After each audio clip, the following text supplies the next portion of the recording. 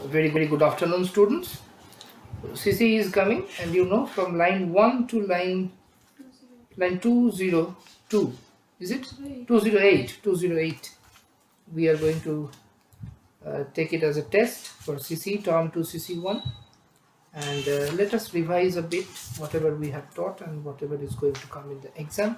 Let us revise it a bit. So here, Act 5 begins in Belmore. Whenever Belmore comes into play in this drama, we are expecting something soothing, something pleasant. Beautiful things are happening in Belmore. While in other places like in court of Venice or in the streets of Venice, there we saw treachery, we saw a cruel trial, we saw a simple man getting into a trap set by a Jew.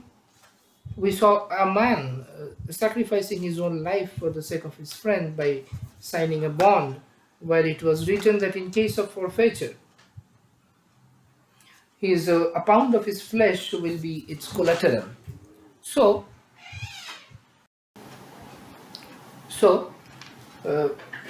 from line 1 to line 208, let us revise it. And as I was telling, that it is Belmore which is the seat of Portia. And everything, whatever is happening in Belmore, it is pleasant and it is something acceptable. Here, no one is exploiting any other person. Here, every single person there having their own say, having their equal position and equal opportunity for every single thing. So let's read this thing. It is Lorenzo and Jessica. I told you that already Nerissa and Portia, they left their palace. They told their attendants that they were supposed to visit a church, a convent, where they will be spending the whole night kneeling before the cross, praying for their good, prosperous, eventful conjugal life. Conjugal, I think the meaning. So that's what they were trying to do. So, and they told it to their attendants that they were supposed to visit a church and spend the whole night praying before the cross. But actually, we know that they reached Belmore. Sorry, they reached the court of Venice in the guise of a boy, both Portia and Nerissa, and there, by the skin of the teeth, they snatched the victory from Shylock's end to their end. It was because of them that Bassanio and Antonio, especially Antonio, could be saved and Bassanio could be relieved. And Christian pride could be saved because of Portia and Nerissa. So now, while they left their palace, they left it in the care of Lorenzo and Jessica, who reached there. And now Lorenzo and Jessica is having the most pleasant honeymoon which they could ever imagine. Because see, Lorenzo is a man who is penniless. Total nonsense, I should say. Jessica is having some intellect, but she is too much capricious in nature. She is fickle. Somehow she took the decision that I am going to plunder all the wealth from my father's chest and elope with Lorenzo, a penniless Christian. Because Lorenzo made some lofty promises that I will give you that, I will be those. And Jessica's heart melted and she eloped with him. So right now, traveling so many places, they have come to Belmore. Portia has given them shelter. They are having the charge of the whole palace. The attendants are under their command. And they are sitting by the bank of a river, watching the beautiful night getting inundated with moonlight. Inundated means flooded with moonlight. So, let's read. The moon shines bright in such a night as these, when the sweet wind did gently kiss the trees, and they did make no noise in such a night, Troilus, methinks, mounted the Trojan walls, and sighed his soul towards the Grecian tents, where Cressida lay that night. So, they are discussing the magical quality of the night, how far magical the night is, and they are bringing the allusions from the past, from antiquity. They are telling that when Troy was seized by the Greek army, and when Greek people, the Greek soldiers, they imprisoned the Trojans in their tents right at that time. Unfortunately, Cressida was also kept as a prisoner. Cressida had a lover called Troilus. It was so unfortunate for them that they got separated. So, on such a night when Troilus used to recall those happy memories which he had spent with Cressida, because this is the moonlit night. Probably in such a night, Troilus was also recalling all those moments, happy moments which he had spent with his beloved Cressida. And right at that time, he might have felt a sudden urge to meet and have a glance of his beloved. But it was not possible. So, what he did, he climbed the lofty walls of Troy like Spider Man, only to have a glimpse of his beloved, who was imprisoned inside the Grecian tents which were set beyond the Trojan walls. So they are telling this. That that night was also equally magical, like this night which we are enjoying. Jessica is also telling some stock from her mythological experience, and she is telling that in such a night did Thisbe fearfully overtrip the dew, and saw the lion's shadow ere himself and ran dismayed away. So there was a night, and that night there was a rendezvous. Some Italian word means obishar, means the two lover and beloved, they had decided to meet clandestinely, secretly, in the middle of the wood. In that night was also moonlit night. Charm of love was there, brimming in every single step, every single corner of the woods. So then Thisbe reached there and saw the lion. She fled. Then he fled in fear. After some time, he came back again. In the meantime, it was Pyramus who reached there, and she was also afraid of the lion. She fled hurriedly, and while doing so, a piece of her cloak fell down on the ground. So when Thisbe came back, he saw the cloak belonging to his beloved, and then he had the false idea that, oh my God, I think my beloved, my sweet beloved, was eaten alive by the lion. So what is the need that I should stay alive? Let me also make myself relieved, make myself free from the bondage of this flesh and blood. So he killed himself. Now it is the time for the Pyramus to come back again. Saw his lover lying dead. She also committed suicide. So that is, remember one thing, the night is such, miraculous things are happening, whether it is pleasant or tragic. But there is a miracle which is being played here in the night. Lorenzo is again telling that in such a night stood Dido with a willow in her hand. Willow is a synecdoche here, part for the whole. Here, whole for the part. It is written willow. Willow is a tree, but actually no one can hold a tree in his or her hand. So it was actually a branch of willow tree, holding which Dido was standing by the sea. expecting the return of his beloved who had left her so abruptly. So his beloved was Aeneas. Aeneas was given in a dream. It was God who told and who instructed Aeneas to find a suitable place for his new empire. So Aeneas was traveling across the length and breadth of the world, and while doing so, he reached Carthage, met Dido. Dido was a widow, and both of them fell in love with each other. They started spending time together, and they were spending months, years after years, amicably, without any brawl, peacefully.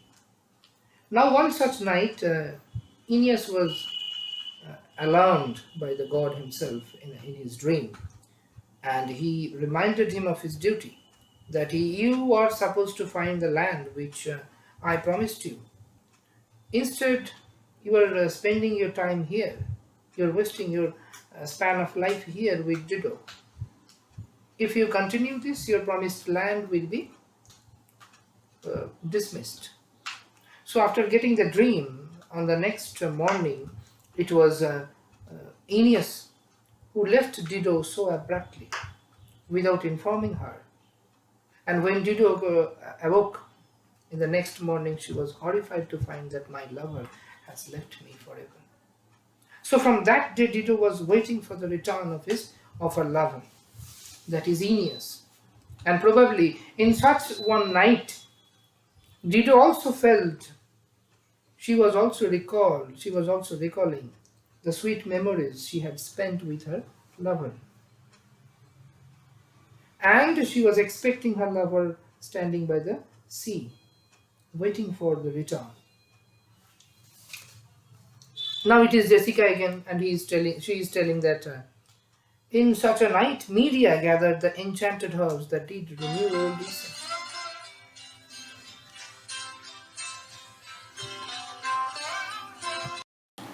So the thing was that that it is they were talking about Medea. So Medea was another mythological character. Aeson was her father-in-law, and she promised her father-in-law that using some magical herbs, I will prepare a potion that will rejuvenate your youth. In return for that, he will help me to get what? A golden fleece for Jason. So, in such a moonlit night, it is believed, especially in 16th century, where it was believed that in moonlit night there are certain herbs that contain some magical power.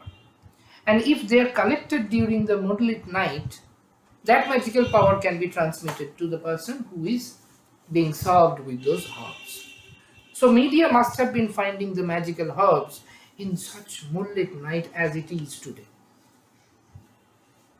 Lorenzo is telling, in such a night did Jessica steal from the wealthy Jew. Now see, Lorenzo is understanding the fact that my stock of mythological characters is falling short.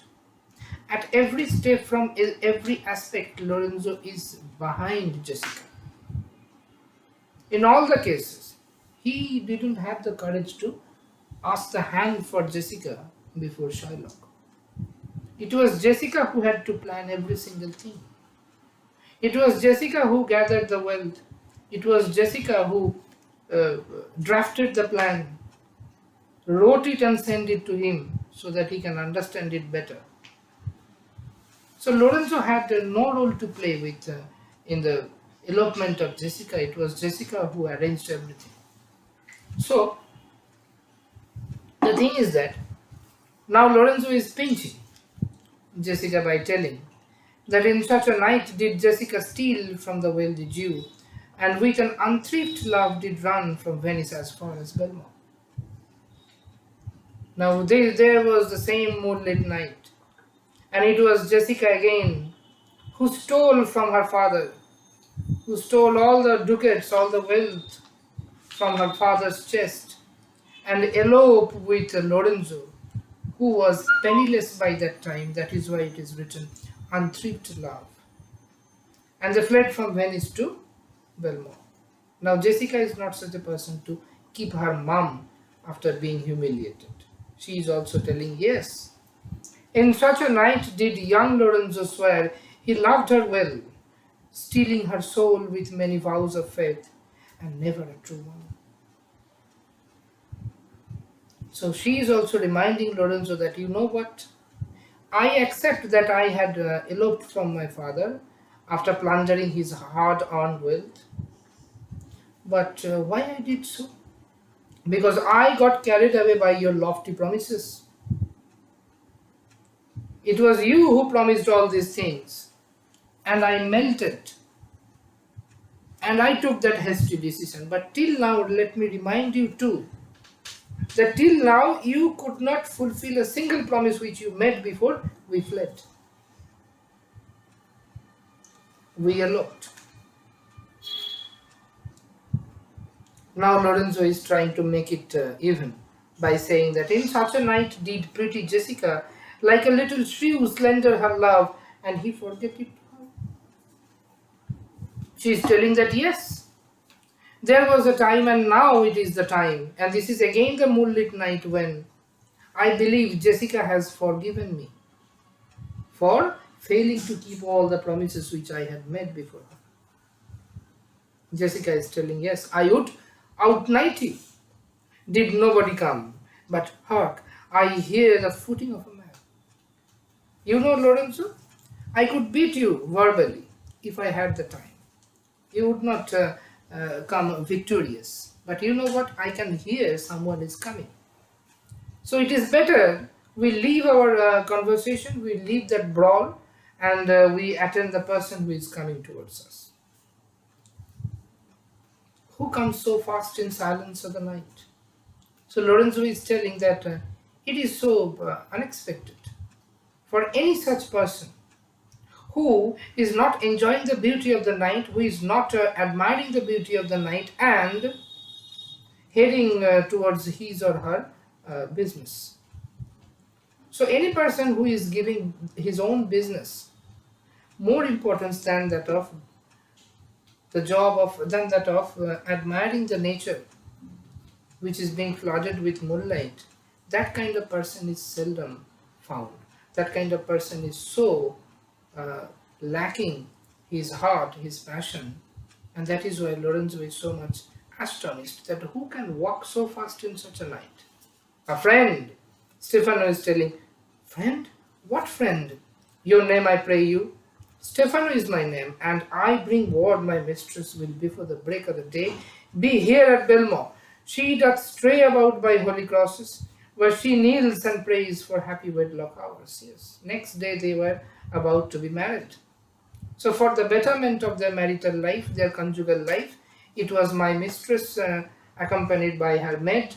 They spent the whole night in the church, kneeling before the cross, praying to Jesus for the betterment of their conjugal life, for a better future for them.